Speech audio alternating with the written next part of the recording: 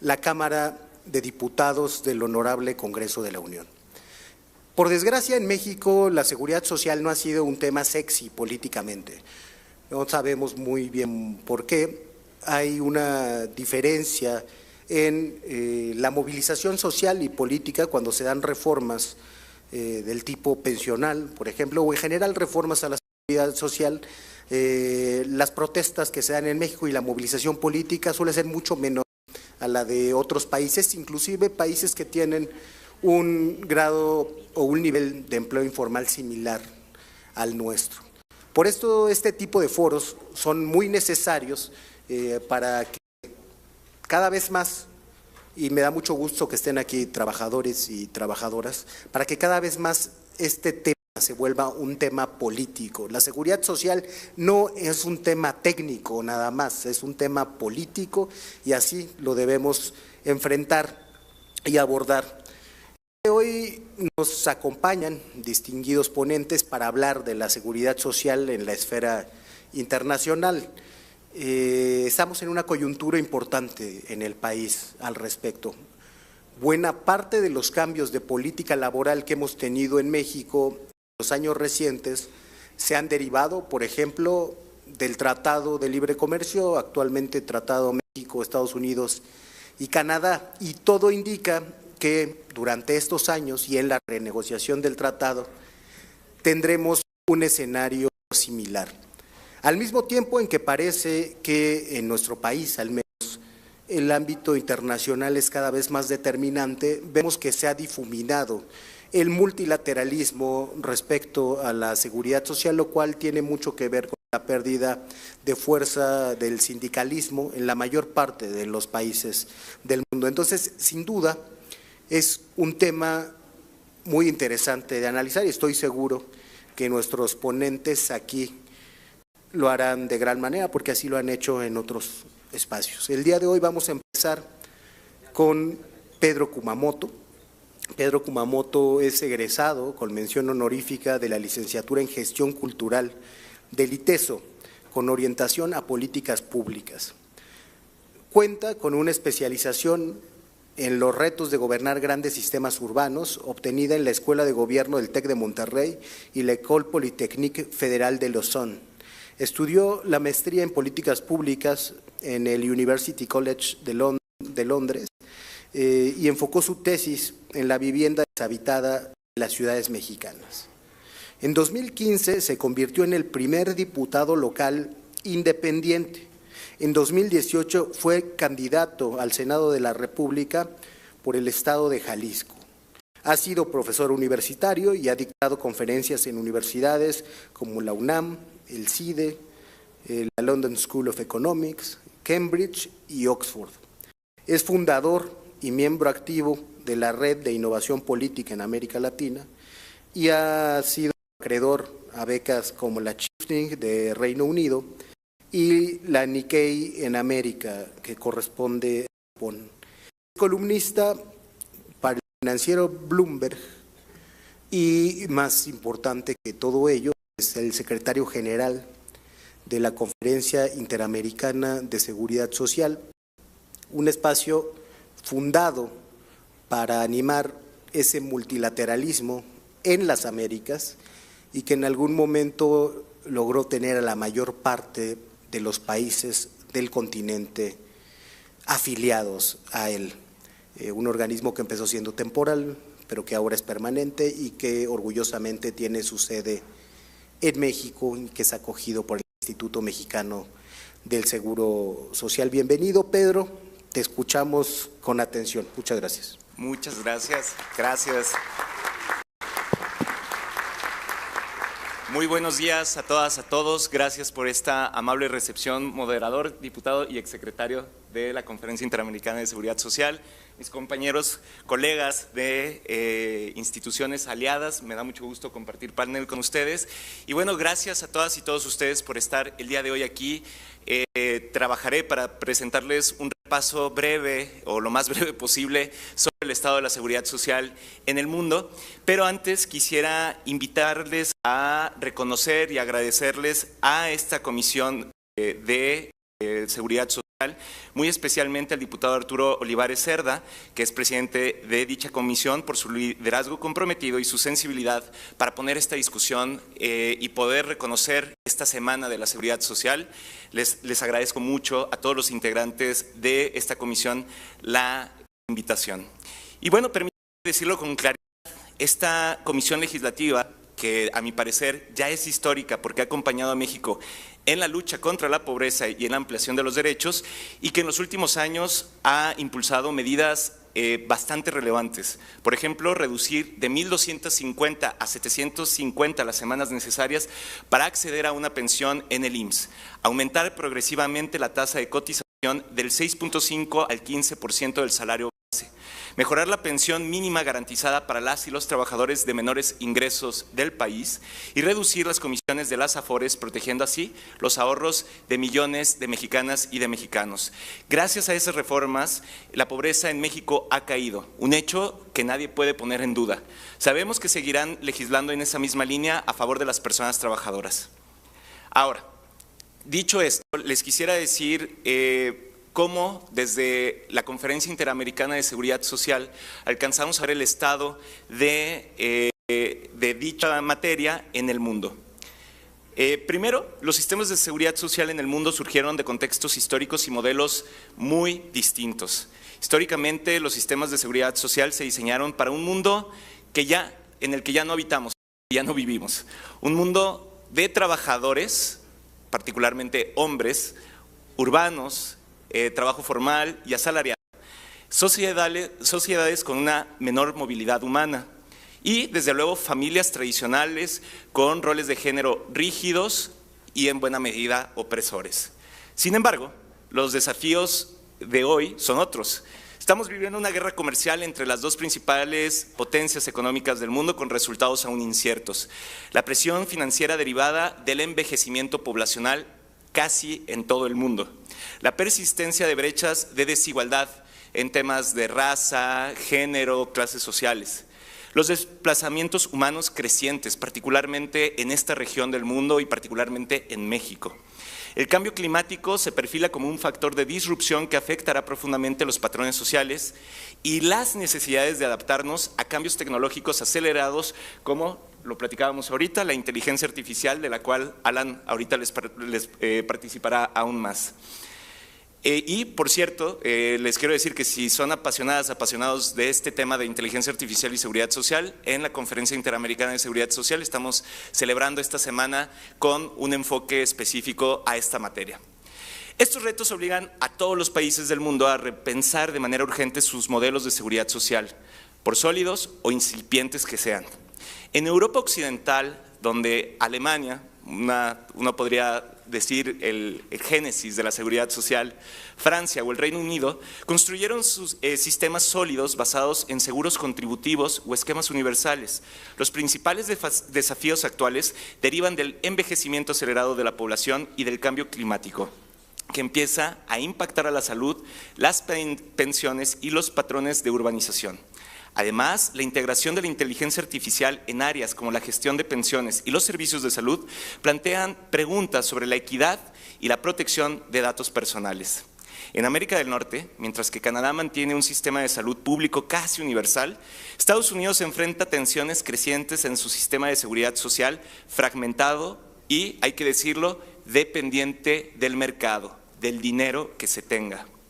A esto se suma el desafío de la migración, especialmente en su frontera sur, que tensiona los servicios públicos, la incorporación de inteligencia artificial en áreas como la adjudicación de beneficios o el manejo de datos de salud, lo cual exige marcos éticos sumamente robustos. En África subsahariana, los sistemas de seguridad social están aún en la etapa de expansión. El desafío principal radica en garantizar el acceso básico a la protección social en contextos de alta informalidad y en donde vemos la prevalencia del efecto de la crisis climática como algo definitorio, que ya está alterando los medios de vida rurales. Y aunque la inteligencia artificial y tecnologías móviles ofrecen herramientas poderosas para ampliar la cobertura, persiste el riesgo de una nueva brecha digital que termine por agravar, por hacer todavía más grandes las brechas que ya existen en esa zona. En Asia y el Pacífico, la diversidad es profundamente notable.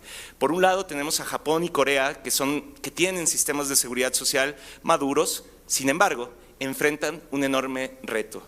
Están enfrentando un envejecimiento que no se ve en ninguna otra parte del planeta.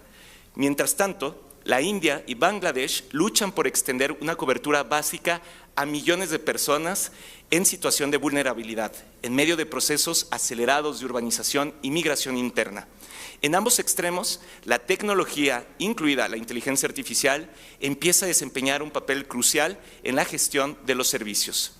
Es así, con este breve recorrido, que llegamos a los países de América Latina y el Caribe, integrados, por cierto, ya nos decía previamente el moderador, en la Conferencia Interamericana de Seguridad Social. Y, bueno, desde México hasta Argentina, del Caribe a los Andes, los países de nuestra región enfrentamos realidades comunes que nos hermanan. Más personas mayores sin acceso garantizado a pensiones. Según la Organización Internacional del Trabajo, solo el 47% de las personas en edad de retiro en América Latina recibe una pensión. Más jóvenes insertos en empleos inestables o informales sin protección social. Estoy hablando de la región en general. Más de la mitad de las personas trabajadoras de América Latina laboran en condiciones de informalidad, según la OIT. Más familias vulnerables expuestas a riesgos económicos, sanitarios y climáticos. La CEPAL advierte que el cambio climático podría desplazar a más de 17 millones de personas en nuestra región hacia 2050. Y también más desplazamientos humanos que presionan los sistemas de salud, de educación y de vivienda, y que, desde luego, requieren respuestas transnacionales, coordinadas, solidarias y pensadas de manera estratégica. Estas son cifras que se traducen en sistemas sociales fragmentados y muy dependientes del empleo formal. Deben ahora enfrentarse a dos dinámicas simultáneas. Por un lado, la expansión de la informalidad a través de nuevas formas de trabajo digital y por otro lado, los desplazamientos forzados provocados por la degradación ambiental, por las condiciones laborales o incluso por la violencia. Aquí, la inteligencia artificial representa una oportunidad enorme para identificar brechas y mejorar la focalización de programas, pero también un riesgo si refuerza las exclusiones preexistentes. Este es un tema que, para no ser más reiterativo, la inteligencia artificial no va a beneficiar a quienes menos tienen si no damos un debate grande desde los distintos espacios de gobernanza de la misma. Estos fenómenos son reflejo de una realidad global que exige soluciones colectivas y de generosidad para compartir las enseñanzas de los últimos años. Ya no basta con políticas públicas pensadas dentro de nuestras fronteras, dentro de los roles tradicionales de género o cómo se concebía el trabajo en el siglo pasado. Hoy la cooperación internacional en la seguridad social no es una opción, es una necesidad histórica. Las decisiones que hoy tomemos, y particularmente que tomen nuestras compañeras y compañeros legisladores y legisladoras, van a determinar si la seguridad social en México será un derecho efectivo para las próximas generaciones o si se va a quedar atrapada en esquemas que ya no corresponden con la realidad que vivimos. La Conferencia Interamericana de Seguridad Social es un centro de pensamiento de calidad que durante su existencia ha analizado estos problemas. Es así que nos permitimos, de manera respetuosa, proponer algunas acciones concretas para fortalecer la cooperación internacional de seguridad social. Y con esto concluiría. En primer lugar, integrar nuevos esquemas de protección para trabajadoras y trabajadores, vamos a llamarles atípicos. Diseñar mecanismos que reconozcan a las personas que trabajan en plataformas digitales, en el sector de cuidados y rurales, asegurando el acceso a la seguridad social adaptado a sus realidades. Y aquí quiero ser muy enfático, darle seguridad social a quienes han sido invisibles por tantos años, por muchas injusticias, por el clasismo, el racismo y desde luego por el machismo. Por ejemplo, con las trabajadoras rurales, las personas que se dedican su vida a los cuidados. Por cierto, aquí tenemos la presencia de personas que han luchado históricamente por estas causas. Dos, facilitar la portabilidad de los derechos entre los países. Esto significa impulsar acuerdos bilaterales o multilaterales para que las personas migrantes no pierdan sus cotizaciones, sus derechos de pensión, ni su acceso a la salud, solo por el hecho de cruzar una frontera imaginaria que ha trazado la humanidad. Tercero, construir pisos de protección social efectivos y sostenibles.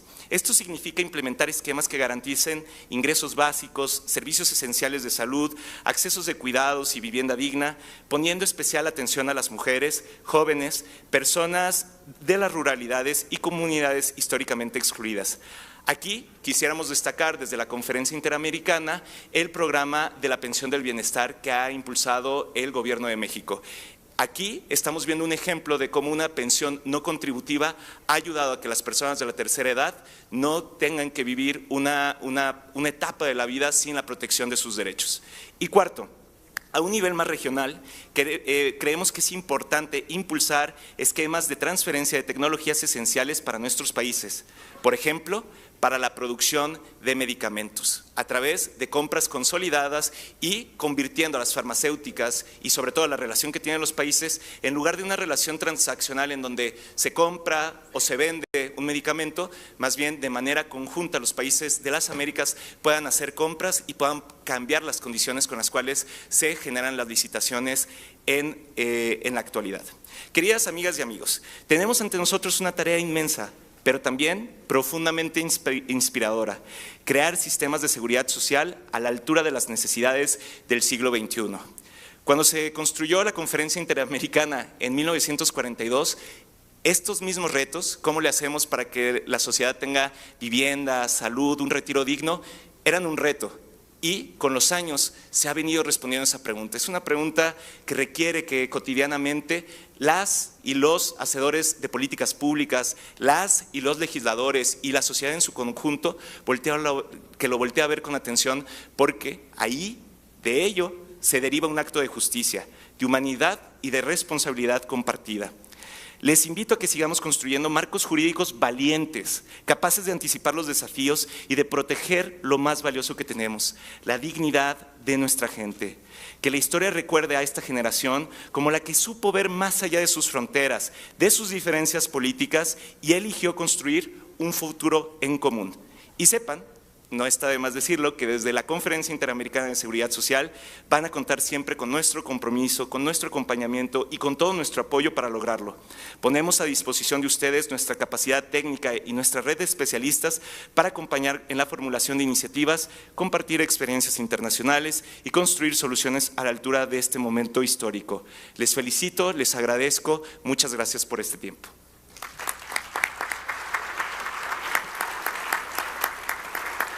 Gracias a usted, secretario Kumamoto. Dice cosas de una gran relevancia, de un gran optimismo también, como lo de la expansión de la seguridad social en el África subsahariana. Esperemos que sí se expanda. Ha tocado otro tema fundamental, que es el del envejecimiento, y que en México constituye quizá el principal reto, no solamente para la seguridad social, sino para la política en general. Vamos a ser un país de viejos en el 2050 y el 2050 está a la vuelta de la esquina. Y los que van a cargar esa transición son niños más o menos pequeños que crecieron en la época de la violencia de nuestro país, que crecieron en la época de la precarización, que quedaron huérfanos por el COVID o por alguna de las otras causas que se esperaría que no lo generaran, y tenemos que atenderlos también ahí. Los niños quizá deben de convertirse también en uno de los objetivos prioritarios de la seguridad social. Habla también de los nuevos esquemas que se tienen que generar para sectores que han estado alejados de la seguridad social, por desgracia. Mencionaría yo también a las trabajadoras del hogar, pero en estos regímenes especiales creo que siempre hay que poner mucho cuidado en el diseño. Desde el sexenio pasado se generó un esquema, un programa piloto que después no se evaluó. La CIS generó un diagnóstico de las áreas de oportunidad. Desgraciadamente el programa no ha avanzado en la afiliación más allá del 3%. Está también el caso de los jornaleros agrícolas, muy bien mencionado por el secretario, y los cuidados. La agenda de la seguridad social, creo, en ella coincidimos todos. Lo que necesitamos pensar es también cómo construimos la viabilidad política para que esta agenda esté realmente sobre la mesa de los tomadores de decisiones y no nada más de los que saben de política pública. Pasaremos ahora a la intervención de Emilio de Jesús Saldaña Hernández. Emilio de Jesús es licenciado en Derecho y especialista en Derecho Constitucional por la UNAM, donde también estudió su maestría. Cuenta con un máster en Gobierno y Educación por la Universidad de Alcalá, en España. Actualmente se desempeña como titular de la Coordinación de Vinculación del Instituto Mexicano del Seguro Social. Fue titular de la Unidad de Enlace en la Secretaría de Gobernación en julio de 2019 y hasta mayo de 2021. Fue director general de Estudios Legislativos en la Secretaría de Gobernación de diciembre de 2018 a junio de 2019. Asesor jurídico parlamentario de octubre de 2012 a noviembre de 2018. Desde 2013 ha participado como docente en diversos diplomados impartidos en las facultades de Derecho y Ciencias Políticas de la UNAM, en el InfoDF, ahora InfoCiudad de México, y el posgrado en Derecho de la Universidad Autónoma de San Luis Potosí. Colaborador en diversas investigaciones con fines académicos, consultivos y de difusión de 2003 a la fecha. Es un gusto para mí escuchar al titular de la Coordinación de Vinculación del IMSS en este importante foro. Muchas gracias.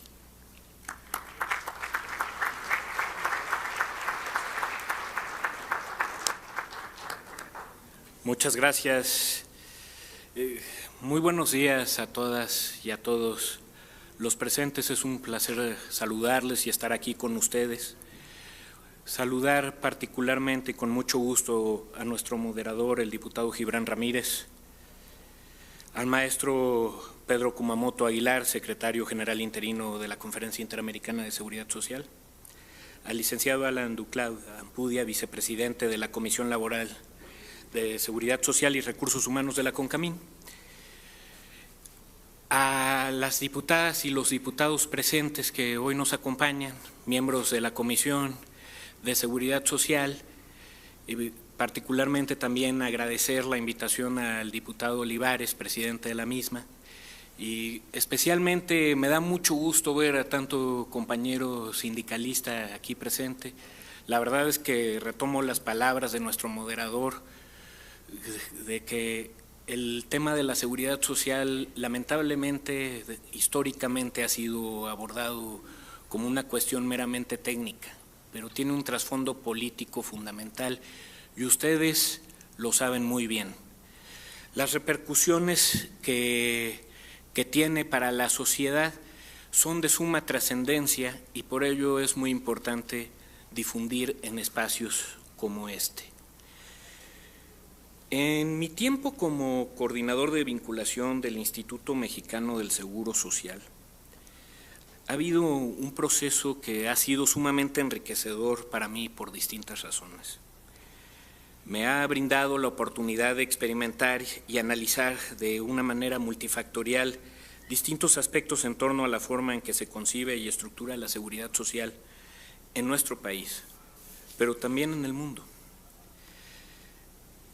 Aquí en México, ya sea desde su ámbito legislativo, sus implicaciones en la generación de políticas públicas tanto de orden federal como en lo local, o su constante intercambio de conocimiento que se da a raíz de una muy fructífera dinámica internacional que ha logrado generar el Instituto Mexicano del Seguro Social a lo largo de sus ya 82 años de vida.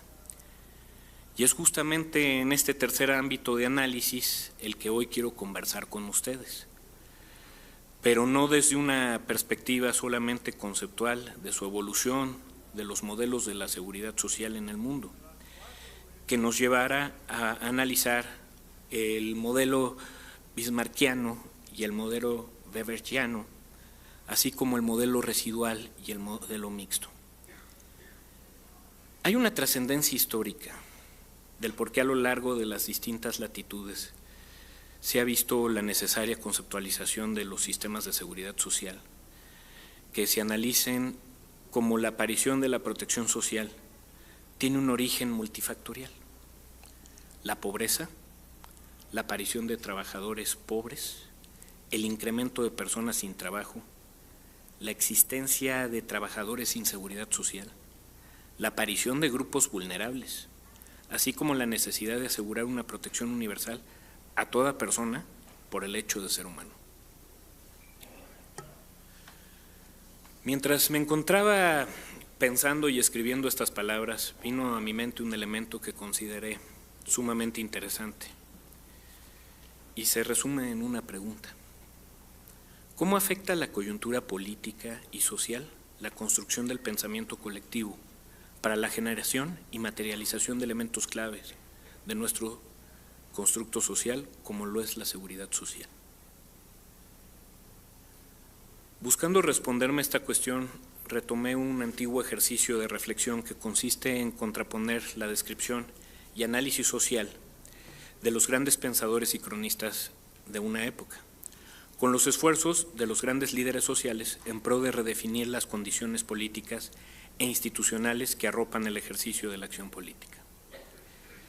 Para ello, rememoré una conferencia dictada el 29 de octubre de 1948 en la Facultad de Filosofía y Letras de nuestro filósofo mexicano Luis Villoro. En ella, Villoro, solo 3 años después de la conclusión de la Segunda Guerra Mundial, nos expuso un panorama social que se encontraba inmerso en una atmósfera marcada por un fuerte individualismo social. Y cito las palabras de Villoro: pocas veces se había hablado tanto como ahora de la necesidad de un nuevo sentido de comunidad. Y es que pocas veces habíamos experimentado una conciencia más punzante de nuestra soledad. El hombre de nuestro tiempo es ante todo un solitario, y él no hace más que reflejar el sentimiento de soledad de nuestra época. Vacilante civilización la nuestra, pendiente entre la agonía de su propio mundo, el de la burguesía, y el anuncio de otro que quizá ya no será el suyo. Civilización insegura que hará germinar en sus hijos la conciencia más plena de su original abandono. Pero esta conciencia no pudo presentarse de golpe. No es más que el resultado final de un lento y continuado proceso.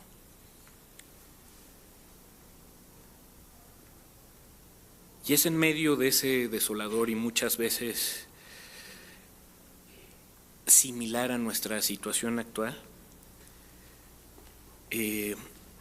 escenario que plantea Villoro, que retomé el quehacer político-social de 2 grandes líderes de aquella época, a los cuales hoy les debemos en buena parte nuestra concepción de lo que es la seguridad social, y que desde sus diferentes trincheras buscaron generar los mecanismos que, entre muchas otras cosas, enviarían el mensaje de que la colectividad social no solo era posible, sino que además era una pieza clave de la reconstrucción social de un mundo de posguerra.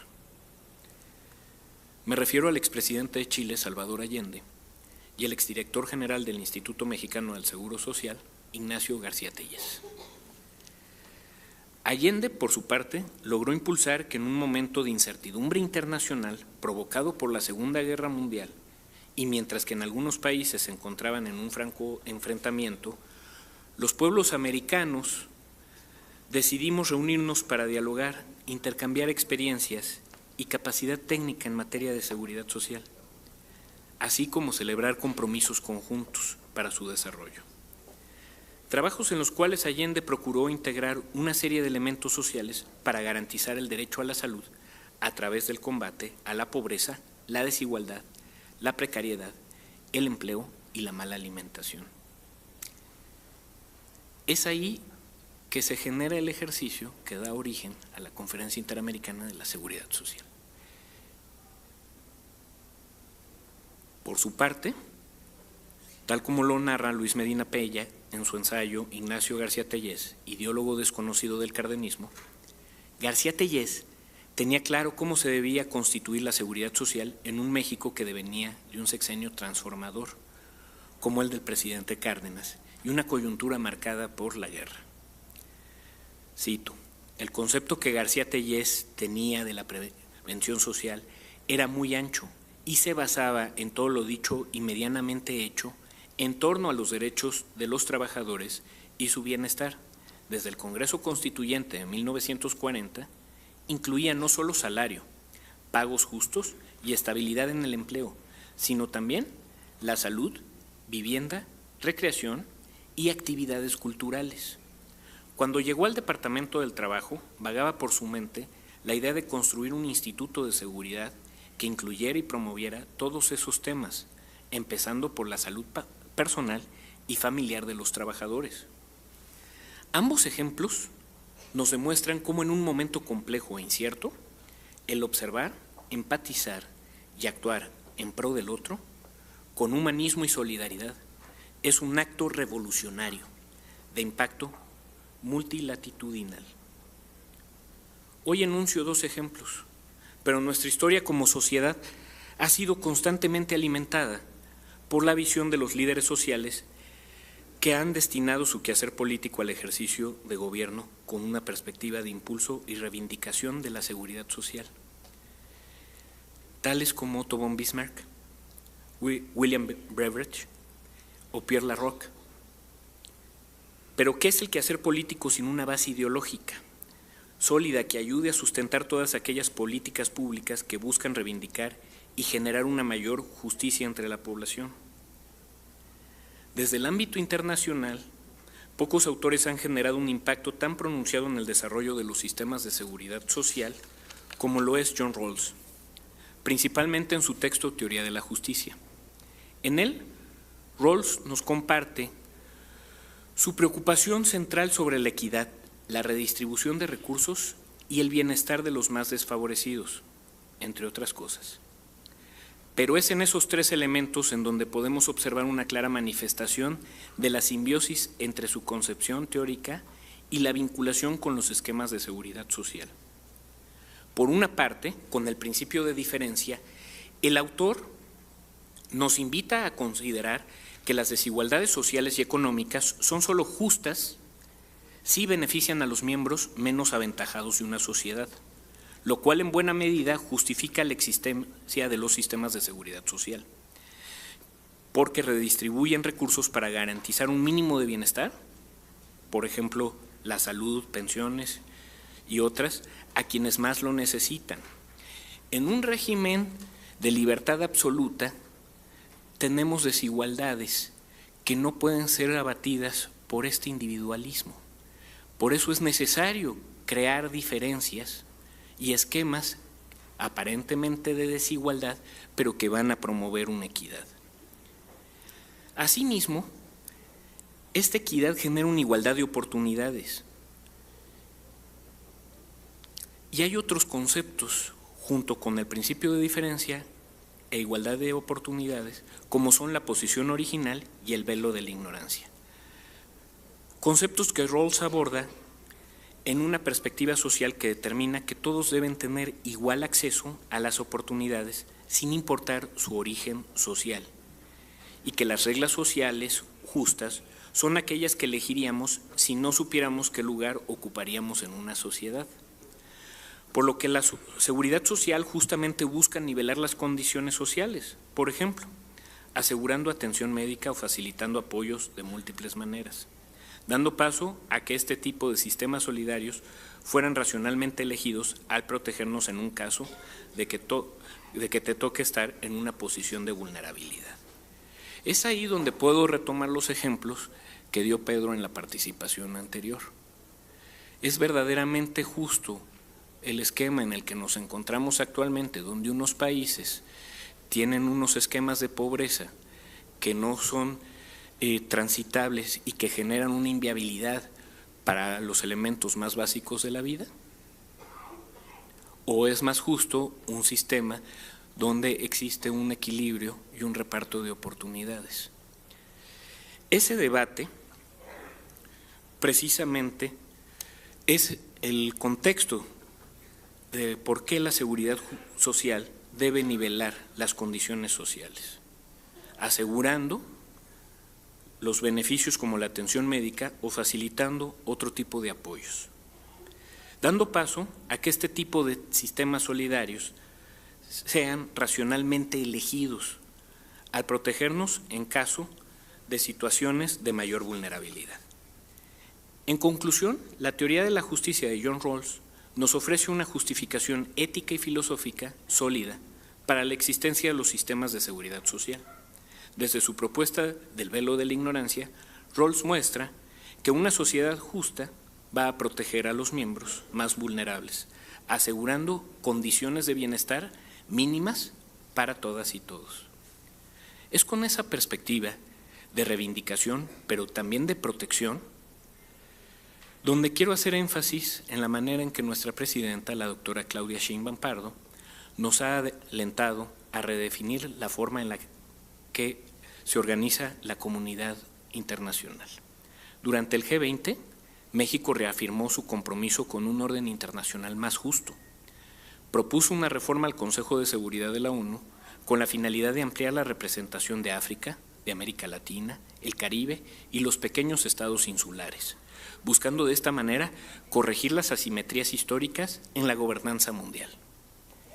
En el ámbito regional, durante la 9ª cumbre de la CELAC, México convocó a una cumbre por el bienestar económico de América Latina y el Caribe, subrayando que la integración regional debe basarse en la prosperidad compartida, la soberanía y la solidaridad. Estas acciones internacionales son el reflejo de lo que en México se ha construido con la Cuarta Transformación, un proyecto que entiende la seguridad social no como un privilegio, sino como un derecho fundamental ligado a la dignidad, al garantizar acceso a la salud, educación, vivienda y protección laboral. Y en medio de toda esta revolución, el IMSS se ha convertido en pilar de este nuevo paradigma. La ampliación de los centros de educación y cuidado infantil, los conocidos como CECIS, y los programas para adultos mayores demuestran que la política social de la Cuarta Transformación trasciende fronteras, inspirando un modelo donde el progreso económico solo tiene sentido si se traduce en bienestar tangible para las mayorías. La visión de nuestro gobierno es clara. Solo mediante justicia social, la cooperación regional y un multilateralismo renovado se podría construir un futuro donde nadie quede atrás. Claramente queda mucho por construir y hay retos enormes. No habrá soluciones mágicas, pero tal como lo impulsó Benito Juárez en su momento, la paz y el desarrollo solo son posibles cuando se basan en la razón y el derecho, nunca en la fuerza o en la exclusión. Esta es la brújula que guía a la Cuarta Transformación, en un compromiso inquebrantable con la dignidad humana dentro y fuera de nuestras fronteras. Muchas gracias por su atención.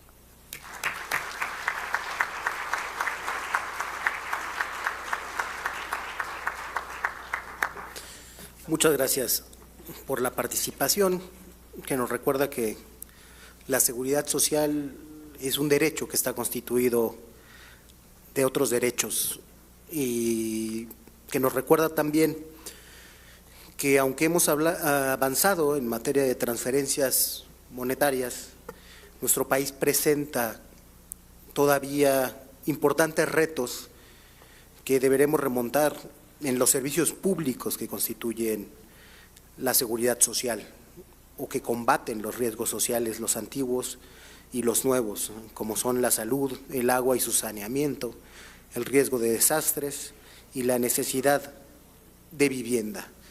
Es por ello también pertinente, creo, la mención a la soledad, que es también un nuevo riesgo social que ya se ha investigado como tal, por ejemplo, en comisiones legislativas en el Reino Unido, algo que quizá tendremos que promover también aquí. La soledad conlleva riesgos importantes para la salud, por no hablar de otros temas.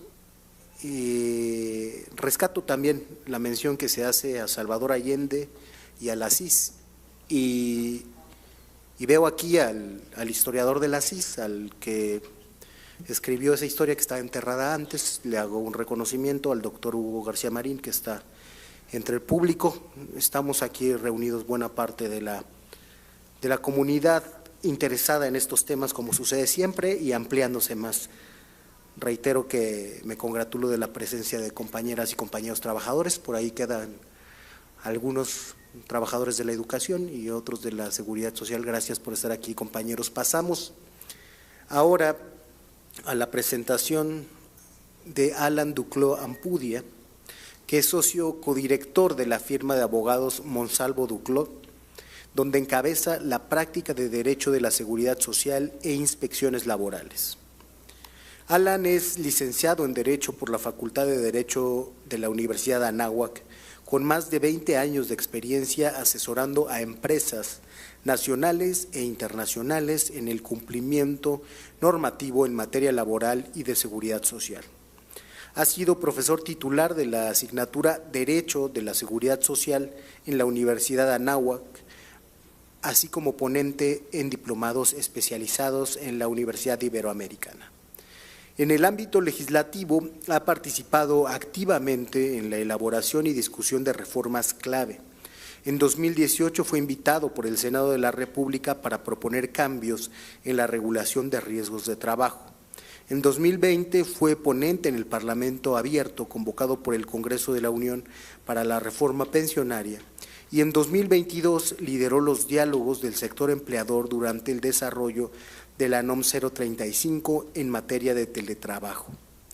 Ha sido representante de México ante los grupos internacionales de inteligencia artificial en el empleo, liderados por la Organización Internacional del Trabajo, y actualmente funge como vocero de los empleadores de América Latina en el Grupo de Trabajo Tripartito sobre Seguridad y Salud en el Trabajo, también coordinado por la OIT.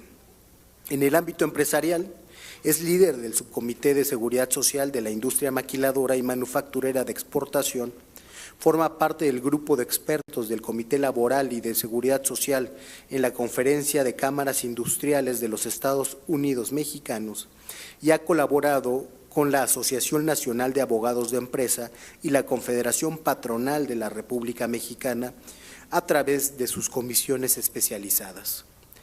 Es constantemente invitado a estos foros por su gran experiencia en el tema y porque es siempre importante escuchar a las voces sensatas del sector patronal y no nada más al gobierno y a los trabajadores. La seguridad social ha sido tradicionalmente ese punto de encuentro donde se ha logrado construir bienestar para las personas trabajadoras desde la concordia y el acuerdo. Ese es el espíritu que anima también a estos foros. Bienvenido, Alan, adelante con tu presentación. Gracias, muchas gracias. Gracias a todos. Muy amables. Pues para mí es un verdadero placer estar aquí con ustedes el día de hoy. Agradezco enormemente a la Cámara de Diputados por este espacio y además me congratulo de que sí estén en la agenda estos temas tan apasionantes y que se le dedique una semana entera, ¿no? No nada más por la Cámara de Diputados, por el CIS, la de senadores, es una semana de altísimo compromiso y ojalá no nada más de discusión, sino también de implementación de nuevas ideas, que creo que es lo importante, ¿verdad? Salir de aquí nutridos, con tareas, así que a mí me compete desde mi posición, desde la Cámara, primero hacer un amplio agradecimiento a mis compañeros panelistas, al maestro Emilio Saldaña, al maestro Pedro Kumamoto y desde luego al diputado Gibran Ramírez, por supuesto al diputado Arturo Olivares Cerda, presidente de la Comisión de Seguridad Social, y al presidente de la CONCAMIN, Alejandro Malagón, también que les envía un muy afectuoso saludo. Y por último, y con esto termino los agradecimientos, a el licenciado Eduardo Ocampo, también presidente de la Comisión de Seguridad Social y Laboral de la CONCAMIN. Así que bueno, la encomienda es cómo analizar lo que está ocurriendo en el mundo, no nada más hacia el pasado. Ya hablamos mucho de sistemas contributivos, no contributivos, nocionales, ver cómo vamos a resolver el tema pensionario de lo que están haciendo en Chile, en Estados Unidos, en Perú, en otras latitudes, pero ahora nos corresponde también hacer una mirada hacia el futuro. ¿Qué está pasando con la tecnología? Estos temas que escuchamos tanto de inteligencia artificial, ¿son aplicables a la seguridad social? Estamos ya en un momento en donde este desafío que estamos teniendo tan grande nos puede ayudar la inteligencia artificial a resolverlo y afortunadamente la respuesta es que sí. Así que si me ayudan por favor con la siguiente lámina, voy a hablar rápidamente del contexto en el que nos encontramos, que ya se ha platicado muy ágilmente aquí por mis compañeros panelistas, pero tenemos un envejecimiento poblacional dramático, no nada más en México, en el mundo. Como ya explicaba aquí el diputado Gibran Ramírez, estamos en el 2050 esperando que haya una población de 65 años para arriba mayor a jóvenes. ¿Qué representa esto para el efecto tributario de una sociedad que depende en gran medida de la seguridad social por las aportaciones al empleo? Segundo, hay una transformación laboral enorme donde la OIT nos acaba de explicar que el 40% de los empleos como los conocemos van a desaparecer en los próximos 5 años. Fíjense bien, el 40% de los empleos podrían desaparecer en los próximos 5 años, pero se van a crear otros. Esa es la buena noticia. Pero esos otros empleos quizá ya no sean los mismos que conocemos hoy en el mundo industrial, en un empleo fijo que eventualmente tase el salario para aportar y resolver los problemas de la seguridad social. Además, hay nuevas preferencias en los jóvenes ya no quieren un trabajo como lo conocíamos anteriormente, de 8 a 8 o de 8 horas al día, mejor dicho, porque si no sería ilegal, ¿verdad? Y ya no quieren estar bajo un yugo de horario fijo y de un centro de trabajo, quieren independencia, muchos de ellos quieren ser ahora emprendedores y ser dueños de su tiempo, lo cual también representa un reto enorme al financiamiento de nuestros esquemas de seguridad social. Y por último, y no menos importante, la altísima informalidad que tenemos. Estamos atravesando índices de cerca del 50% en nuestra región, en Latinoamérica, que es pues enorme evidentemente la desprotección, pero también la falta de contribución. Entonces, ahora sí vienen los retos. Además, reitero que el 99% de los patrones son pymes, ¿sí? Pequeñas y medianas empresas que tienen acceso limitado a veces a la información y que necesitan también de un acompañamiento más fuerte en la implementación de estas nuevas tecnologías. Entonces, en todo este universo de problemáticas que es pues muy grande sin duda, viene una potencial solución a través del uso de la tecnología. Si me ayudan por favor con la siguiente lámina. Gracias. Estos desafíos son, ¿cómo vamos a financiar entonces a la seguridad social si tenemos un empleo que está cambiando tan fundamentalmente como ya lo expliqué y que está a la vuelta de la esquina? Segundo problema, ¿cómo vamos a identificar entonces a estas nuevas brechas de personal vulnerable cuando la tecnología, al mismo tiempo que nos ayuda, también nos separa? Porque hay desafortunadamente muchas localidades que no tienen acceso el día de hoy a una computadora y que la inteligencia artificial podría únicamente generar una brecha mayor. Y es un reto enorme. Y luego, pues no hay esquemas 100% funcionales, no hay un, como dicen nuestros amigos del norte, one size fits all. ¿Qué quiere decir esto? Que hay una solución para todo. No, no hay una solución para todo. Cada país tiene un reto enorme, está ideando nuevas posibilidades de acuerdo con su cultura, con su población, que es muy particular. Pero esto es un tema cambiante. Como bien decía aquí el maestro Pedro Kumamoto, estas discusiones se tenían hace 100 años y se van a tener en 100 años también, ¿verdad? Es un monstruo viviente, nunca nos lo vamos a quitar de encima, así que más nos vale poner atención a lo que está ocurriendo y sí está funcionando en otros países. ¿Me ayudan con la que sigue, por favor? ¿Qué países ya están invirtiendo en la inteligencia artificial de una manera mucho más dedicada? Sin duda los reyes de esta nueva tecnología son Estados Unidos y China, acompañados de Singapur, lo cual es bastante relevante, pues es un país chico con mucha visión futurista, y por supuesto aquí miembros de la Unión Europea, Reino Unido y Francia, están en el 4º y el 5º lugar. Luego otros países destacados en Asia, Corea del Sur, Israel, que tiene un hub de innovación importantísimo en el planeta, Canadá y Arabia Saudita, que también sorpresivamente en Medio Oriente está invirtiendo muchísimo dinero en innovación. En Latinoamérica lidera Brasil, seguido de Chile, Argentina está haciendo implementaciones muy interesantes, Perú y Colombia. México empieza a utilizar poco a poco esta tecnología, de hecho hoy se anunció de manera muy prometedora para nosotros que la Secretaría del Trabajo ya está implementando inteligencia artificial en las inspecciones, por ejemplo, está empezando a digitalizarse algunos procesos ya con una nueva normativa que anunció nuestro gobierno, pero todavía la carrera vamos un poco atrás. Ese es el mensaje que les quiero dar. La que sigue, por favor, si me ayudan. Gracias. ¿Quién ya está regulando el uso de la inteligencia artificial? Y esto es bien importante porque no es nada más implementarla. Hay que presentar valores éticos y responsables de su uso. Imagínense esta herramienta tan poderosa fuera de control, lo que nos puede hacer, ¿verdad? Y cuando yo fuera de control no me refiero a máquinas matando humanos como en películas de ciencia ficción. Me refiero en toma de decisiones inadecuada que nos permita llevar a lugares a donde no queremos y lejos de estar ayudándonos, nos esté perjudicando. Entonces, la Unión Europea, muy pionera en estos temas, ya desde el 2024 estableció la European Union AI Act, que no es otra cosa más que un uso responsable y ético de los datos. Porque cuando uno recupera datos y los tiene que perfilar, la pregunta es, ¿datos de quién? ¿Qué datos estás manipulando y para qué? Entonces, esta regulación responsable es fundamental en los países, la Unión Europea ya lo tiene, Estados Unidos está en un proceso de mejoramiento de esto, pero todavía le falta un poquito para que salga la legislación oficial. China y en Latinoamérica, como ya explicaba, México todavía no tenemos propiamente una regulación de inteligencia artificial, es un llamado muy atento y responsable de nuestro lado como sector patronal a que se pongan estos temas en la agenda para empezar a regular lo que ya está sucediendo, no estoy hablando de cosas del futuro, ya estamos utilizando la inteligencia artificial. ¿Me ayudan por favor con la que sigue? Por favor, qué amables, gracias. ¿Cómo se implementa la inteligencia artificial en un país? Primero, se digitalizan los procesos. Sin digitalización no hay datos y sin datos pues no podemos hacer proyecciones y no podemos hacer una utilización efectiva. Entonces, como ya expliqué, México acaba de, si mal no recuerdo, hace 2 semanas emitir una nueva normativa, o quizá fue la semana pasada, donde ya se están digitalizando muchos de los procesos. Es una normativa que pretende eliminar los trámites burocráticos y la corrupción vinculada, por supuesto, a estos trámites presenciales que son tan nefastos a veces para los beneficiarios.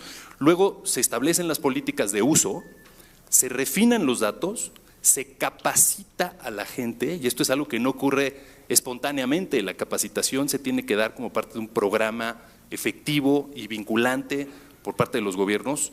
Y por último, por supuesto, se hace la implementación, pero con un monitoreo constante. ¿Por qué?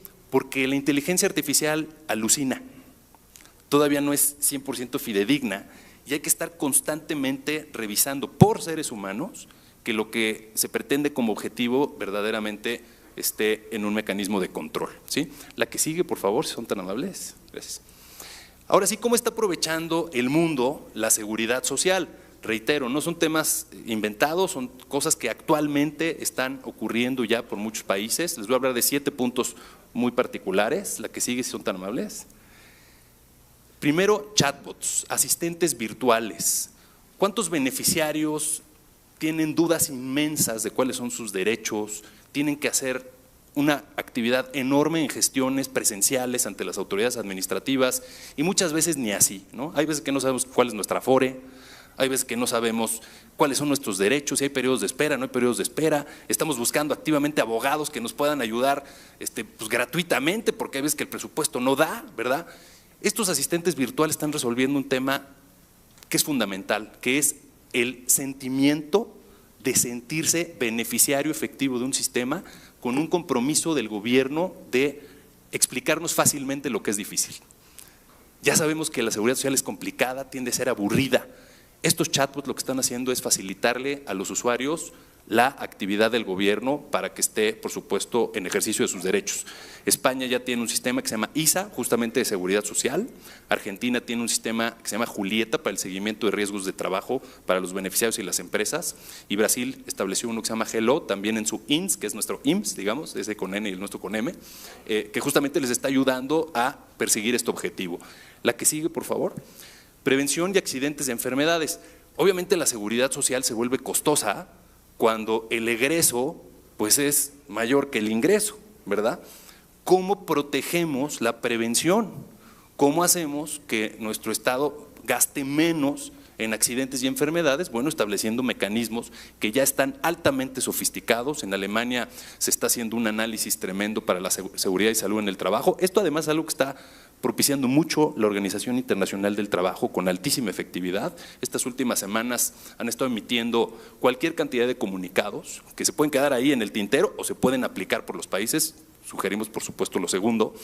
Y básicamente de lo que se trata es robótica, exoesqueletos, así como lo escuchamos, ya está pasando estos superhumanos que están trabajando con máquinas de la mano para hacer más fácil tareas que antes eran complicadas y de altísimo riesgo, capacitación con estos mundos virtuales donde tú te conectas literalmente a un visor. Esto lo acabo de hacer en Argentina, me invitó la Organización Internacional del Trabajo a un curso extraordinario de inteligencia artificial y literalmente te pones el antifaz y estás manipulando en un cable altos voltajes con cierta herramienta. Entonces imagínense la capacitación, la cantidad de data que va recuperando de cómo los usuarios interactúan en tiempo real utilizando estas máquinas y obviamente actividades altamente riesgosas, ¿no? Entre muchas otras que están haciendo con supervisión y sensores de monitoreo. Argentina también, pionero en estos temas, como ya explicaba, estuve por allá, y es apabullante ver luego cómo se está despegando un país del otro, O sea, esto tiene que estar en la agenda. Las siguientes, si son tan amables. Detección de grupos vulnerables, análisis de envejecimiento y migración. Como ya explicaba y como bien decía el diputado Gibran Ramírez, hay una soledad tremenda con la vejez. Y esa soledad tremenda con la vejez a veces viene acompañada de aislamiento. Y ese aislamiento viene acompañado de la falta de detección de la población vulnerable. Hay gente que no sale de sus casas, así. Entonces, con la inteligencia artificial los países ya están aprendiendo a identificar dónde están esas poblaciones de riesgo para poderles dar un servicio a la medida. Japón, por ejemplo, que tiene falta de manos para hacer estos cuidados a las personas mayores, está utilizando robots para que les hagan el cuidado. Claro, estamos hablando de Japón, ¿verdad? Pero ¿por qué no pensar en ese futuro cuando podamos? ¿Sí? Y obviamente el tema de migrantes, que es un tema fundamental en Latinoamérica. Ya hemos estado desde hace ya muchos años con un tema difícil de controlar, pero en lugar de controlarlo hay que abrazarlo, hay que identificar esas poblaciones vulnerables e insertarlas a nuestro sistema de seguridad social, volviéndolos también contribuyentes, porque amplías tu masa de contribuciones y al mismo tiempo, por supuesto, cumpliendo el derecho humano a la seguridad social para estas personas que lo necesitan. La que sigue, por favor. Personalización de servicios. La inteligencia artificial ya puede determinar qué necesita cada persona, no cada grupo vulnerable, cada persona efectivamente, para que no haya una saturación de servicios de salud, para que le des exactamente lo que necesita y mejor aún, para que los puedas reinsertar a su etapa laboral efectiva. Hay muchísimos incapacitados por ahí que desafortunadamente ya pueden trabajar y no trabajan, que tienen incapacidades que se quedaron ahí medio vencidas y que no saben su estado de salud. Entonces esto la Seguridad Social lo está haciendo con la inteligencia artificial muy bien. Biometría e inteligencia artificial en la India. ¿Saben la cantidad de fraudes que hay vinculados a que no se puede identificar que la persona beneficiaria efectivamente lo sea? Pues esto, insisto, ya se está resolviendo de manera muy efectiva. De hecho, ahorita vamos a ver lo que está haciendo España. Y modelos de perfilamiento para riesgos de trabajo. En México, las empresas para riesgos de trabajo se tienen que clasificar en 5 clases generales que establece la ley del Seguro Social, pero son normativas de hace 40 años. Esto lo que hace es individualizar la norma a las empresas también de acuerdo con su siniestralidad y como potencialmente la accidentabilidad que van a tener sus trabajadores. La que sigue, si son tan amables. Esto es importantísimo. Fíjense cómo España, con estas implementaciones de detección de fraudes, ya recogió más de 100,000 trabajadores ficticios en su sistema, lo cual les representó un ahorro de 36 millones de euros por estar pagando pensiones y servicios a quienes no son beneficiarios del sistema. Entonces, imagínense esto a la escala de un país como el nuestro, lo que nos puede ayudar. Además, recorta los sesgos. Hay muchas poblaciones que desafortunadamente, como ya comentaba aquí el maestro Pedro Kumamoto, son derechohabientes y no se les reconoce su calidad de derechohabientes. Es indispensable tratar distinto a las mujeres, a los hombres, es distinto a la mujer que se dedica a los cuidados del hogar, a la mujer trabajadora. Esto con la inteligencia artificial se está sofisticando muchísimo. La que sigue, son tan amable. Financiamiento sostenible. A ver, no podemos dejar atrás los temas pensionarios y la utilización de los recursos. Con la inteligencia artificial se está haciendo proyecciones actuariales sumamente sofisticadas para saber a qué nos avecina nuestro presupuesto actual con la toma de decisiones actuales, cuánto nos va a durar. la inversión de fondos de pensiones. Imagínense obviamente con la optimización de estas estrategias, la mejora que puede haber en las carteras de los trabajadores, entendiendo tendencias de los mercados. Evasión cero, detección y prevención de fraudes también de los contribuyentes y de patrones que tienen esquemas ilegales de seguridad social, y optimización de gastos, ¿sí? Únicamente gastar en manos humanas, en aquello que verdaderamente necesita manos humanas, y todo lo que se pueda optimizar con estos recursos, utilizarlo. No quiere decir eliminar fuentes de trabajo, quiere decir robustecerlas, quiero ser muy claro, ¿no? La que sigue, por favor. Y la migración, aquí Colombia hizo algo súper interesante con los migrantes de Venezuela que entraban al país, donde a través de inteligencia artificial, con las redes sociales, en un ejercicio que hizo el Banco Internacional de Desarrollo, entendían dónde estaban las poblaciones migrantes más importantes conforme a los comentarios que hacían las personas en las redes sociales. Entonces, lograron identificar muchos lugares de ahí, y cuando los identificaron, todos los documentos que ellos tenían de su país de origen, en este caso de Venezuela, los cruzaban con las bases de datos del país para poder saber que en efecto eran esas personas, y cuando decidieron que eran esas personas, les dieron cobertura de seguridad social y los reinsertaron a su fuerza laboral. Me parece fantástico lo que hicieron ahí. La que sigue, por favor. Entonces, como conclusión, esto ya está pasando, son beneficios tangibles que están solucionando los grandes problemas y que están ayudando enormemente a la toma de decisiones, eficiencia, inclusión, sostenibilidad, personalización y prevención.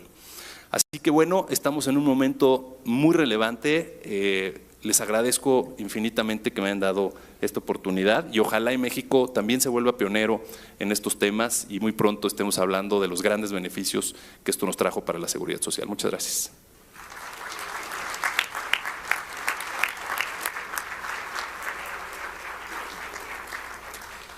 Gracias, Alan. Pasaremos ahora a la parte de preguntas y respuestas. Tengo 3 preguntas, así que puede contestar quien quiera. Desde luego habrá alguna que está más dirigida que otra. Y empezamos con una pregunta de Elizabeth Fernández, jubilada del IMSS. ¿Por qué hablan de reforma y corrección de problemas de pobreza cuando a las jubiladas adultas mayores nos fue retirado nuestro concepto de cesantía y vejez al cumplir 60 años? No queremos doble pensión, sino rescatar lo que por derecho nos corresponde. Y cita la jurisprudencia 185 del 2008. No sé si quieren responder alguno de nuestros ponentes. Muchas gracias, y gracias, Elizabeth, por tu consulta. El tema que tenemos con el sistema de pensiones en México es que es un modelo mixto. No tiene, desgraciadamente, con la reforma que tuvimos en con la reforma de la ley de 1997, bueno, que entra en vigor en 97, se cambia el modelo que teníamos de seguridad social por un esquema de cuentas individuales que son las Afore. En ese momento hay una ruta de reformas legales que van cambiando el momento y los conceptos de procesos jubilatorios y procesos pensionarios.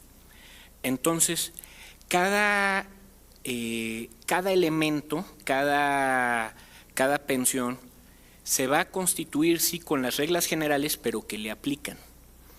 El tema, por ejemplo, de la jurisprudencia que se cita es para un determinado tiempo, para una modalidad de personas a las que les aplicó en algún momento el plan de jubilación. Entonces, los esquemas que se tienen están diferenciados y depende del año en que se comienza a cotizar, del año en el que se concluye y se obtiene el derecho, y por lo tanto los elementos que constituirán la pensión o que constituirán la jubilación se van a determinar conforme las leyes que les sean aplicables. Ahorita todo depende del análisis individualizado, ¿no? Hubo derechos muy ventajosos con la ley del 73 que la verdad hacían envidiable trabajar para el Seguro Social, era un esquema muy atractivo, pero que dependía precisamente, como lo dijo Alan, del financiamiento. Este financiamiento, por las crisis que se vivieron en el periodo neoliberal en los 80s, 90s, tuvo que reformularse el esquema. Lo que hoy se está planteando precisamente es regresar a ese esquema de solidaridad social y procurar constituir de nuevo este tipo de beneficios para los trabajadores, como serían los convenios jubilatorios. Desgraciadamente, a veces lo que pasa es al compadre sí le toca porque él comenzó a cotizar el día 31, pero a partir del día 1 ya no se tiene el derecho. O, en el caso de salida, igual, se jubiló el día 31, pero a partir de los que se jubilan a partir del día 1 ya no tienen derecho. Es una lógica de vigencia de derechos que tiene que determinarse en el caso específico. Es parte de la lógica de los esquemas que tenemos. Los beneficios de seguridad social que nosotros contemplamos a través de la ley tienen una aplicación en la sociedad que puede ser en una lógica amplia, ¿no? Que son los temas de bienestar, en un grupo social determinado que tiene que ver con la derechohabiencia, eso es un esquema de seguridad social, y por otro lado, en un esquema individualizado, que es lo que se ha convertido la lógica de las cuentas de ahorro. Entonces, en estos tres ámbitos, dependiendo, se pertenece a la totalidad de un Estado-nación que va a tener un derecho, se pertenece al grupo determinado que puede obtener ese derecho, o es un individuo que tiene derechos delimitados.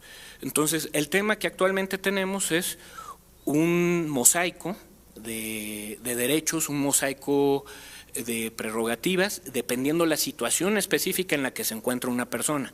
Entonces, esa determinación es lo que va a permitir que un individuo pueda contar con el plan de jubilaciones o no, la vigencia de ese plan. Gracias. Pedro Kumamoto. Gracias. Y yo solamente quisiera complementar con algunas cosas prácticas. Si bien es cierto, lo que hemos visto desde la Conferencia Interamericana de Seguridad Social es que estos últimos dos gobiernos federales están emprendiendo reformas que se orientan hacia la equidad y se orientan hacia el buscar la solidaridad de la sociedad a partir de dos respuestas en concreto. Por un lado, la pensión no contributiva, es decir, el programa de las pensiones para el bienestar, pero ahora un segundo elemento que también celebramos y reconocemos tiene que ver con este complemento de la pensión de IMSS Bienestar, que te puede brindar hasta 17,360 pesos, digamos ese es el límite, ¿no? Pero lo que busca es que puedas recibir el mismo, digamos la misma, hasta esa cantidad, la misma remuneración que tenías hasta tu retiro. Y esto es importante, y ahora sí me voy a lo práctico, porque en lo concreto, yo fui muy cercano a mi abuela, ella falleció el año pasado, y a mí me tocó ver lo que podría ser como la historia, pero a través de los ojos de una persona de la tercera edad que cuidaba sus recursos porque la pensión que le tocó no era la que correspondía al salario del trabajador, que en este caso, pues digamos en lo que se usaba, pues ella cuidaba y ella trabajaba en el hogar y él salía a trabajar en los ferrocarriles, ¿no? Él ganaba, pongamos 12,000 pesos, pero la pensión de mi abuela fue inscrita en alrededor de 2,500 pesos cuando empecé a tener un poquito más de conciencia sobre lo que vivía. ¿Qué pasó o cuál hubiera sido el cambio concreto a lo que está sucediendo actualmente? Por muchos años ella solamente recibía esa pensión de 2,500 pesos que se actualizaba ínfimamente, ni siquiera con la inflación. Eso llevó a que tomara ciertas decisiones, a trabajar, a seguir, digamos, con su vida productiva, a pesar de que ella ya había cumplido pues más de 65 años. ¿Qué es lo que se apelaba? Se apelaba a la solidaridad de su familia, es decir, a que la acompañaríamos. Sin embargo, la solidaridad no debe de ser el único mecanismo de retiro. Y por eso los componentes que tienen que crear nuestra jubilación están los programas, o digamos en este caso la pensión no contributiva, debe ser también el ahorro, puede ser digamos estas cuentas individuales que tienen su origen en Chile pero que llegan acá con el nombre de Afores, antes AFPs allá, y desde luego también la solidaridad, porque también es parte, digamos, de este concepto de la seguridad social y en el retiro. Pero entonces les pongo el ejemplo, que en el año 98 mi abuela probablemente estaba recibiendo una pensión de 2,800 pesos, y en el caso de que mi abuela se hubiera, digamos, pensionado a partir de este año, no hubiera recibido esos 3,000 pesos, hubiera recibido los 12,000 pesos, porque sería parte de las beneficiarias de este complemento de la pensión IMSS Bienestar, es decir, recibiría los 12,000 pesos más la pensión no contributiva. Entonces, ciertamente hay muchas cosas que se tienen que corregir. Hubo en México y en muchos otros países, hay que decirlo, no solamente en México, hubo una mirada de la política pública y de la toma de decisiones sin equidad, sin perspectiva de género, sin búsqueda de justicia social, y se arrojó todo al mercado. Esto está cambiando en muchos países, se mencionaba por ejemplo la reforma de Chile, de Colombia, próximamente de Uruguay, de República Dominicana, y desde luego México está caminando, podríamos decirlo, hacia la dirección correcta. Hay todavía muchos otros retos, hay muchas poblaciones que no están siendo hoy por hoy beneficiarias de los derechos o el reconocimiento del trabajo formal, y por lo mismo reconocemos lo que ya se ha hecho hasta ahora y creemos que se está yendo en la dirección correcta, con seguramente todavía retos pendientes. Gracias. ¿Algo que quieres comentar tú, Alan? Gracias, muy rápidamente. No hay propiamente una extinción, digamos, del seguro de cesantía. Se está transformando, como bien explicaban, a que en realidad la cesantía implica que dejemos de trabajar antes de la etapa de vejez, que es lo que establece la ley, que es cuando se alcanzan los 65 años, y lo que ha cambiado fundamentalmente con la capitalización individual. No sé exactamente de qué régimen me están hablando quien me hace la pregunta, si es apartado A o servicios del Estado, y si es la ley del 97 o la del 73, ¿no? Porque hay muchos cambios dependiendo del contexto de la pregunta. Pero lo que les diría es que si es capitalización individual en donde ustedes están aportando a su Afore y eventualmente van a recuperar los fondos que tengan de Afore, sin duda el comentario del maestro Pedro Kumamoto es fundamental, porque ahí, aunque la tasa de reemplazo hoy sigue siendo pues no tan competitiva como quisiéramos, pero vamos en ese camino. Definitivamente lo que sí lo puede compensar es la pensión del bienestar. Pero si estamos hablando de la pensión que tiene que ver con el régimen anterior de reparto, pues es esperar a los 65 años sin duda es mejor para que le den el 100% de su pensión. Si lo quieren hacer a los 60 años van a ir perdiendo 25% y van a ganar un 5% por cada año que se acerquen a los 65. Ese sería mi mensaje. Gracias. De Liliana Estrada Pérez, del sindicato del ISSSTE, ¿por qué no hay alguna iniciativa para las propuestas realizadas por el maestro Kumamoto? ¿Cuál es la principal amenaza que pueden identificar que obstaculice tener un sistema de pensiones eficiente? Yo aprovecho para hacerle la invitación al maestro Kumamoto de trasladarnos las iniciativas que desee para que la comisión las procese y los diputados las adoptemos después de un diálogo, desde luego, constructivo entre las distintas instancias.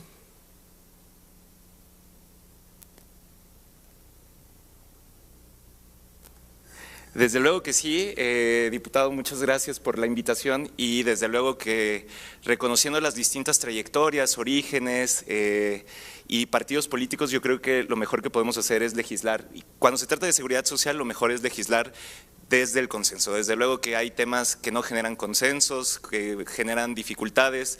A lo mejor con mi cachucha de ex legislador, yo lo sé muy bien, la tribuna puede incendiar los ánimos, pero lo que tiene que ver con las reformas de seguridad social siempre se tienen que construir de la mano con la parte obrera, patronal y desde luego desde el sector gobierno y desde los distintos espacios de la política. Y por lo mismo agradezco mucho esta invitación y claro que les haremos llegar a la brevedad las propuestas que tenemos en la materia, porque aparte estamos convencidos de que el trabajo que hacemos desde la Conferencia Interamericana de Seguridad Social, mucho de ello es política comparada. No porque funcione en Uruguay va a funcionar aquí, desde luego que no, pero sí nos ayuda a construir un horizonte, nos marca, digamos, dónde está el norte. No nos dice exactamente la localización de a dónde tenemos que llegar, pero sí nos plantea como un marco de buenas prácticas, nos ayuda a ver cómo mejoró la vida de la gente y desde luego que en ese sentido estamos convencidos desde la conferencia que el trabajo que realizamos, si no genera cambios, si no genera política pública, pues sencillamente no está funcionando, ¿no? Es importante la academia, es importante la producción intelectual, el debate, pero como nos invitaba Alan al principio de su presentación y como Emilio también lo recordaba con los ideólogos de seguridad social que retomó, el chiste aquí y el juego se trata de cambiar la vida de la gente. Y sobre la pregunta en concreto, ¿el nombre otra vez? Perdón, de la persona… Liliana Estrada Pérez. Y bueno, sobre lo que decía Liliana de cuál es la dificultad de trasladar las propuestas o las buenas ideas que se han mencionado aquí, bueno, en buena medida tiene que ver con que la sociedad abrace estas propuestas como parte de un marco de posibilidades. Yo lo digo como quizás participante de una generación que nos hemos, vamos a decir así, nos hemos adaptado y hemos aceptado un poco el relato de que estamos despojados y despojadas de derechos. Es decir, que las juventudes, bueno, yo ya no tan joven, pero las juventudes y digamos este grupo etario entre los 40 a 25 años, millennials y centennials, como que ya dijimos, ¿sabes qué? Pues es cierto, yo no tengo por qué tener casa, yo ya no puedo aspirar a tener salud si me enfermo. Y nos hemos adaptado a una gran cantidad de mitos impulsados desde una dinámica que excluyó de derechos a millones de personas, que piensa que lo primordial es las ganancias, que identifica el rol del Estado simplemente como mero arreglador de los errores del mercado. Y eso es algo por lo que tenemos que luchar generacionalmente y les tenemos que pedir su ayuda a los mayores y también por los que vienen. Es decir, reconocer que el tener vivienda digna, el acceder a una pensión, el tener afiliación en el Seguro Social o en el ISSSTE, según sea el caso, es nuestro derecho, no es un privilegio y no es algo de otra época, es algo que por lo que tenemos que luchar. Entonces, desde aquí, también aparte de agradecer la disposición y la alianza estratégica con esta comisión, también decirles a la parte social y a la parte empresarial que son fundamentales para construir esas reformas que siempre, sí o sí, pasan por consenso, necesitan de todas y de todos y particularmente de un espíritu de innovación, generosidad, solidaridad y de justicia, porque de eso se trata la seguridad social. Gracias.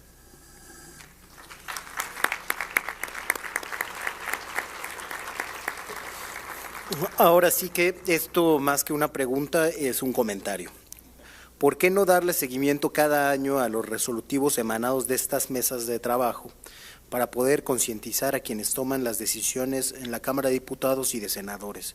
La seguridad social hoy en México está en terapia intensiva.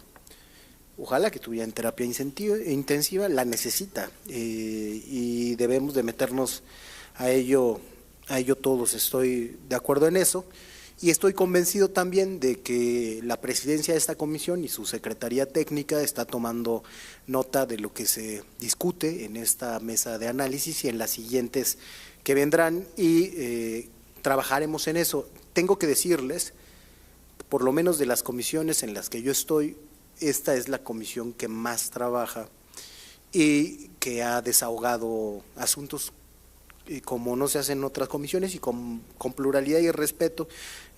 Por eso hago un reconocimiento al doctor Olivares también. Continuamos con las preguntas. Esta es de Salomé Frausto, del Sindicato Nacional de Trabajadores del Seguro Social. Es muy interesante los beneficios que puede traer el uso de la inteligencia artificial en seguridad social, pero específicamente, y esto irá naturalmente para Alan, aunque supongo que también podrán decir algo nuestros otros panelistas, específicamente en el IMSS, ¿cuánto se tendría que invertir económicamente para la optimización de nuestros procesos, trayendo consigo la mejora en la atención al derechohabiente? Alan. Porque va más para el IMSS, ¿eh? No, a ver, gracias por la pregunta y sin duda yo creo que hay tanto que hacer que hay que empezar por una cosa, ¿no? Es difícil, digamos, ponernos a la vanguardia con respecto a los países más grandes que tienen capitales inmensos, ¿no? Aquí hay que ser muy conscientes también de los recursos que tenemos, que son limitados, pero no por ello pueden ser menos inteligentes, ¿no? El destino, digamos, de aquello que hacemos. A mí me parece que lo principal es que la sociedad entienda la importancia de la seguridad social. No solamente son las pensiones, ¿no?, que es el tema generalmente que está en la agenda, es la salud pública, el envejecimiento que eventualmente nos va a costar a todos los mexicanos, de gente que ya no está activa y que eventualmente tienes que seguir manteniendo y reinsertando al sistema para que vivan los últimos años felices, ¿no?, en un país tan hermoso como el nuestro. Entonces yo les diría que si a mí me preguntaran, y desde luego yo no soy el que toma la decisión, yo empezaría por la concientización y quizá con estos asistentes virtuales, que es una ventana muy fácil de optimizar, con costos, la verdad, yo pensaría muy bajos, porque ya tenemos muchísimas herramientas ahí al alcance, DeepSeek, ChatGPT, etcétera, OpenAI y muchos otros, ¿no? Entonces, aquí lo que les diría es, si eso lo logramos implementar, vamos a generar de entrada una brecha mucho más corta. Y estoy seguro además que ya hay muchas cosas que se están utilizando con inteligencia artificial en la agenda. No tengo duda en materia pensionaria, en materia de rendimientos, pero quizá pues es un tema presupuestario, ¿no? A ver qué tanto podemos tomar de esos recursos. Emilio, ¿quieres tu comentario? Sí, gracias. Solo para complementar el tema que comentó precisamente la respuesta de Alan, pues es un tema que tiene que valorarse por diversas áreas. No hay una respuesta específica en este momento con la que yo cuente para poder decirles es un gasto de tal cantidad. Sin duda alguna, la propia tendencia nos marca que es algo que tiene que valorarse, que tiene que invertirse. Ya existen diversos proyectos a nivel gobierno federal, que es una cuestión también. Se debe buscar un desarrollo propio y existe también la lógica de desarrollos por iniciativa privada que pues tendrían que cotizarse. Y de todo esto, analizar y observar lo que sea viable y útil para la institución. En ese sentido, pues siempre es importante modernizarse, pero estar dentro de la lógica presupuestal, que sean los gastos que puedan ejercerse y que pueda ser sostenible con el tiempo, porque una buena herramienta que no pueda mantenerse por una cuestión meramente presupuestal, pues nada más nos significaría una subida de momento en un trabajo, pero que después caería en la obsolescencia. Entonces es importante que cualquier elemento que se presente en este rubro tenga la debida planeación, tanto en términos de optimización informática como en términos presupuestales. Muchas gracias. Maestro Kumamoto. Muchas gracias.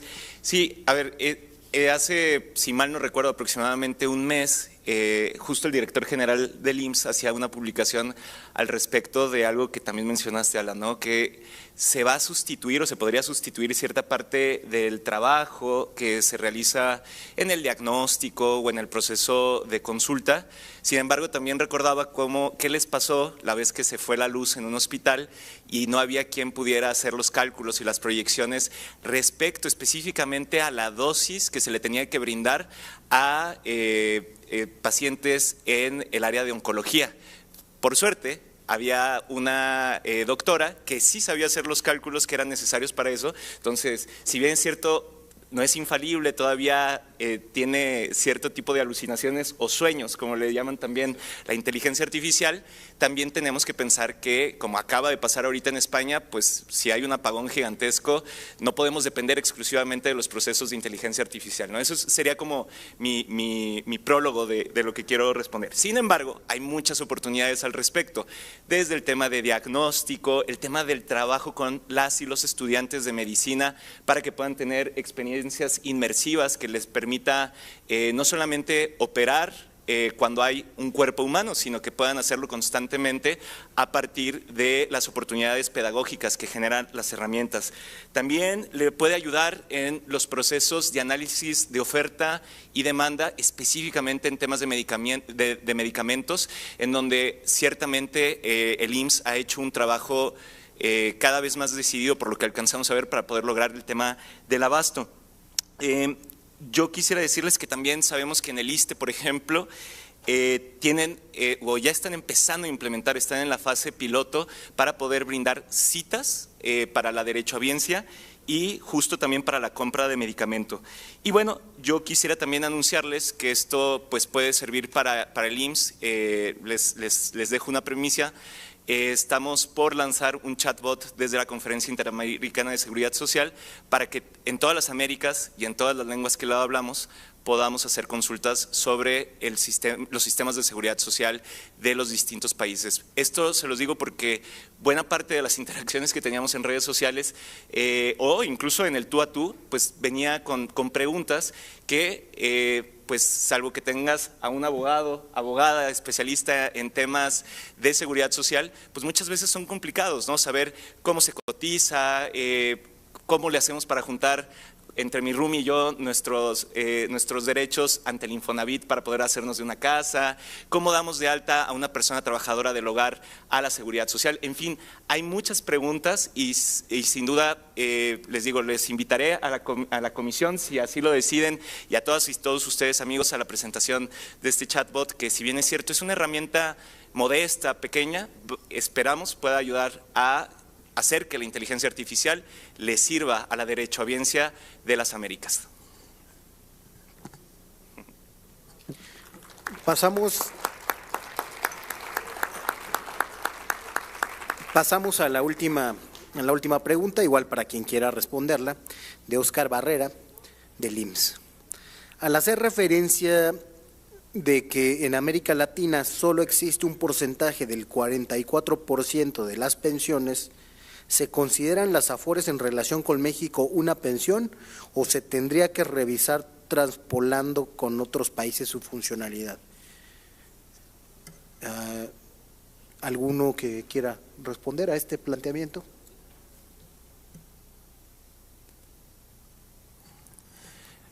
Bueno, en ese sentido, lo que nosotros planteamos, o las cifras que estamos planteando, tienen que ver desde la formalidad e inscritos dentro de un sistema de seguridad social. Y si bien es cierto, las pensiones son un ahorro individualizado, una cuenta individualizada, sí forma como parte tal de esta cifra en concreto. Podemos dar el debate si el ahorro individualizado es o no una pensión suficiente o si es algo que ha logrado la eficiencia que buscaba. Spoiler alert, no. pero sí, dentro de esta cifra que estaba dando de la OIT, sí contempla a las personas que han sido pensionadas, vamos a llamarlo desde el sistema solidario y también desde el sistema de cuentas individuales. Creo que con eso, no sé, Alan. Alan. Gracias, si me permiten. Un comentario muy rápido que tiene que ver un poco con la idiosincrasia también de nuestro cerebro latinoamericano, que es muy particular respecto del ahorro, ¿no? Ustedes saben que somos una sociedad que piensa más en el ahorita y en, digamos, motivaciones de corto plazo a motivaciones de largo plazo. Y esto, el sistema de capitalización individual está bien pensado para una sociedad que ahorra, ¿no? Y que tiene ese ADN de saber que eventualmente estos rendimientos pueden ser muy favorables y que llegado a la edad de retiro pues vamos a tener una tasa de reemplazo por lo menos de un 90%, 80%, ¿no? La realidad es muy distante. Tan es así que por eso están estos programas de las pensiones del bienestar y todo lo que ya hemos comentado. pero me parece que quizá lo que deberíamos de cuestionar no es tanto si son o no pensiones, porque lo son definitivamente, sino qué ya fracasó, qué esquemas tendríamos que regresar del pasado a sabiendas de que ya fracasaron, y sin embargo, qué esquemas novedosos que no hemos transitado y que vale la pena, desde luego con una muy profunda estudio y análisis, tomar decisiones, pero esquemas de reparto versus capitalización individual no son los únicos esquemas que resuelven las pensiones, ¿no? Y sí quiero dejar esto muy claro, porque muchas veces pensamos que la Afore es la que está mal, ¿no? Y no, la Afore no está mal, la Afore está invirtiendo. Lo que está mal es pensar que en Latinoamérica la forma en la que nosotros generalmente reaccionamos al ahorro pues se va a resolver con las Afores, ¿no? Gracias. Bueno, gracias por esta intervención que daría pie a otra mesa, por la cantidad de cosas quizá polémicas que se acaban de decir. Tenemos que armar esa mesa también. Bueno, quiero, antes de terminar y antes de que haya una posible última ronda de despedida de cada uno de los ponentes, hacer un reconocimiento a cada uno de ellos en su expertise, en sus posiciones, que dan sin duda para que pensemos estos temas de la seguridad social en clave comparada, como se ha hecho aquí, y con una profundidad y puntos de vista distintos que van desde el análisis de la soledad hasta el cálculo actuarial, que sí, ambas cosas pertenecen al mundo de la seguridad social. Y quiero hacer también un reconocimiento político, espero que no se me tome a mal, como mal anfitrión, al maestro Pedro Kumamoto, porque ha habido una rectificación.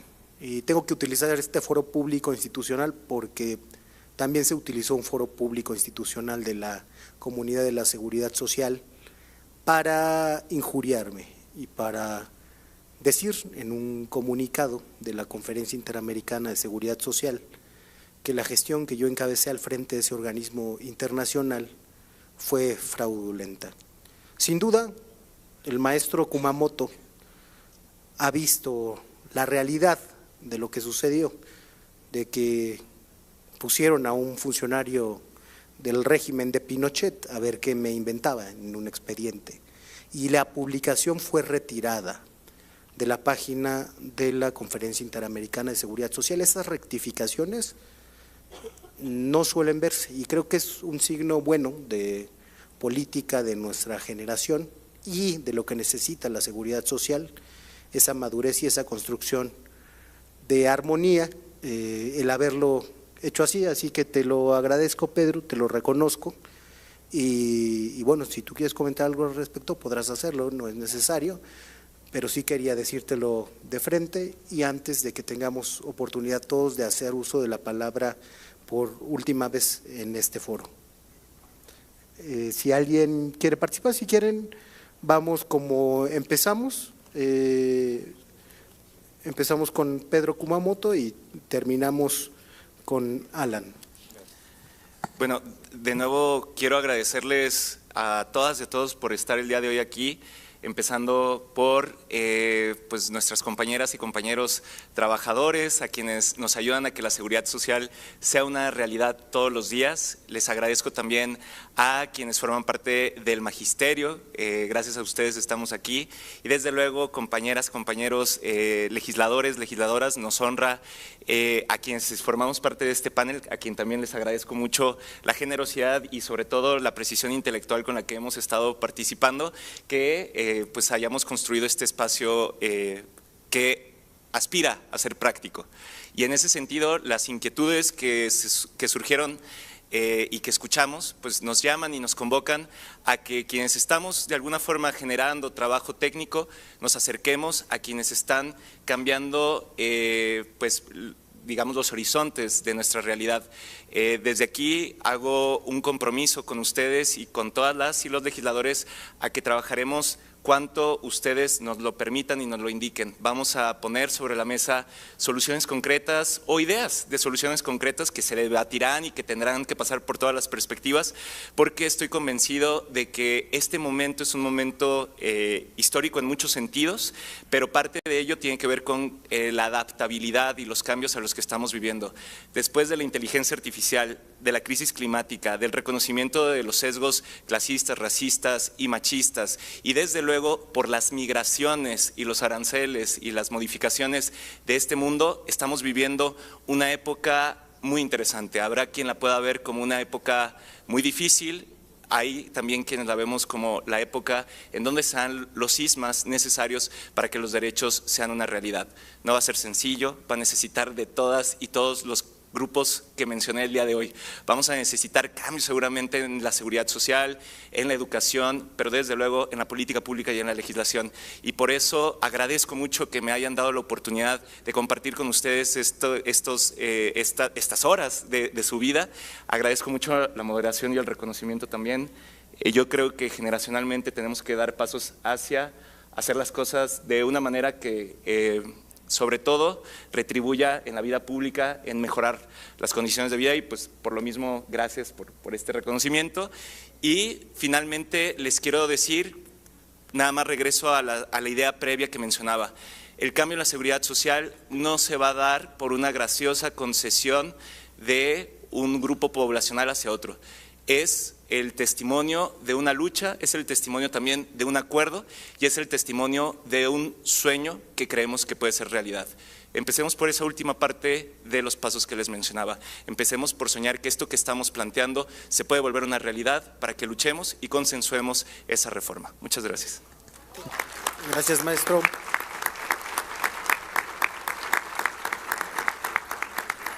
Emilio Saldaña. Muchas gracias. Quiero agradecerle a todas y a todos los presentes por su tiempo, por venir a escucharnos. Quiero agradecerle a mis compañeros de mesa por sus ponencias. Quiero agradecer en particular a nuestro moderador, Gibran. Eres un joven muy talentoso. Me da mucho gusto haber compartido mesa con ustedes, me da mucho gusto tu declaración. Y me da mucho gusto también saber que las cosas se rectifican. Y creo que esto, al tenor de lo que hemos participado el día de hoy y sobre todo de las preguntas que conllevan en algunos casos inconformidades con el propio sistema de pensiones que tenemos, estamos en el mejor recinto posible para manifestarlas. Si algo nos demuestra la historia de la humanidad y la relación entre los propios países, es precisamente que el cambio es constante, que la sociedad es dinámica. No tenemos que conformarnos con un esquema o con una forma de ser. Solo hay que encontrar los canales adecuados para rectificar el rumbo. No es un trabajo sencillo cambiar de un modelo a otro, pero ya se ha hecho antes. Estamos en una circunstancia donde, como bien dijo, comentó Alan, ya se ha demostrado que modelos anteriores que hemos utilizado no funcionan. Tenemos que construir algo nuevo, ejemplos hay, y por fortuna no es un binomio en el que tenemos que decidir un esquema u otro, tenemos que construir un nuevo esquema y será mejor construirlo juntos. El esquema actual necesita evolucionar para una sociedad que está evolucionando. Estamos enfrentando nuevos retos, estamos enfrentando nuevas circunstancias y nosotros como sociedad también tenemos que evolucionar y dar parte de ello. Vivimos en un mundo dinámico. ¿Quién se hubiera imaginado la guerra de aranceles hace unos 5 años? Pero también hace 15 años, ¿quién hubiera pensado que íbamos a enfrentar una pandemia como la que vivimos? Entonces, el mundo nos da una serie de cuestiones a las que la humanidad tiene que adaptarse y lo ha hecho por miles, cientos de miles de años y tenemos que seguirnos adaptando. Esa es una cuestión que tenemos que aprender, que tenemos que vivir. Y en el mundo político, en el que vivimos, el mejor elemento de adaptación que tenemos es precisamente el Poder Legislativo, el Congreso. Todas estas ideas, por ejemplo, que presentó Pedro, o los propios temas de inteligencia artificial que presentó Alan, todas esas inquietudes que tienen ustedes pueden tener su camino a través de nuestros legisladores. Entonces, esa comunicación es importante. Y también no se trata de rendirnos por la inviabilidad de una propuesta. Muchas ideas simplemente no son viables. Es una cuestión que a veces sobrepasa las capacidades técnicas o el propio presupuesto. Todos quisiéramos vivir en un lugar mejor. No obstante, tenemos que enfatizar y focalizar los esfuerzos para contribuir en la lógica social. A propósito de lo que yo les mencionaba en mi ponencia, lo importante de un esquema que sea justo es precisamente que tenga un enfoque donde cualquier desigualdad que se dé sea para beneficiar a aquellos que se encuentran en una situación menos favorable. Esos son los puntos que nos van a llevar a la equidad y a la justicia, una justicia social. Muchas gracias.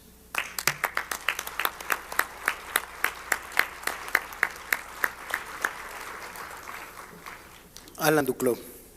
Gracias. Pues primero agradecer enormemente este espacio desde la parte del sector patronal que me toca a mí representar, aunque minúscula por supuesto respecto a todos los patrones que hay en el país.